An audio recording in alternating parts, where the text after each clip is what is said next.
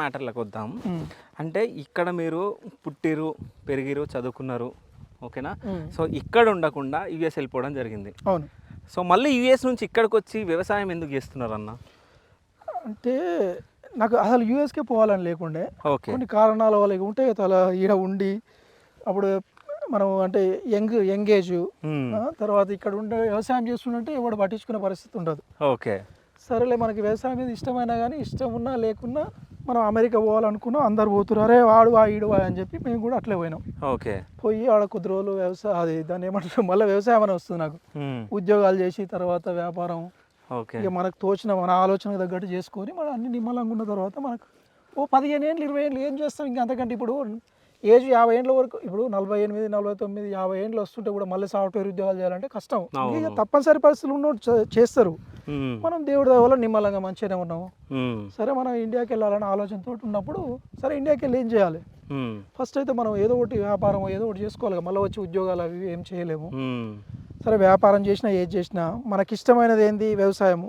సరే, ఒకవేళ నువ్వు ఆడ 20 రోజులు 10 రోజులు వారం రోజులు హైదరాబాద్లో అక్కడిక్కడ కాంక్రీట్ జంగల్లో తిరిగినా ఒక వారానికి సాటర్డే సండే వస్తే ఇక్కడ రిలాక్స్ రిఫ్రెష్ అవుతాం ఫ్యామిలీ తోటి వస్తే.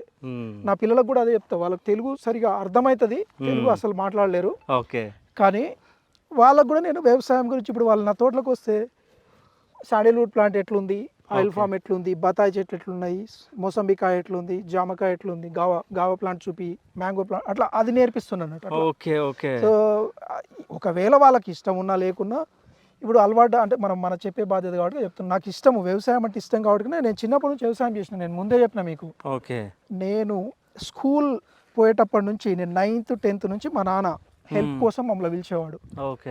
అలా నాకంటే చిన్నోళ్ళు చేసినా పెద్దోళ్ళు అంటే చేయలేదు, కానీ నాకంటే చిన్న ఆయన చేసినా నేను చేసినా నాకు ఇంట్రెస్ట్ మొత్తం పెరిగిపోయింది బాగా వ్యవసాయం పైన. వ్యవసాయం మీద అసలు విపరీతమైన ప్రేమ, మామూలుగా ఉండదు, ప్యాషన్ అంటారు చూడు. ఇంకా అట్లా నాకు ఏది ఉన్నా ఇలా ఇప్పుడు మనం ఏదో కమర్షియల్గా వచ్చి ఇప్పుడు నేను ఇక్కడ పెట్టినా ఆల్మోస్ట్ ఒక 3 కోట్ల రూపాయలు ఖర్చు పెట్టినా, బ్యాంక్ వడ్డీ కాదు అసలు. నేను మళ్ళీ 3 కోట్లు పెట్టి ఎవ్రీ ఇయర్ లైక్ 20 నుంచి 30 లక్షలు మెయింటెనెన్స్. అయినా కానీ మనం సరే వ్యవసాయం కదా, మనకి ఇష్టం కదా అని చెప్పి చేసుకుంటూ పోతున్నాం అంతే.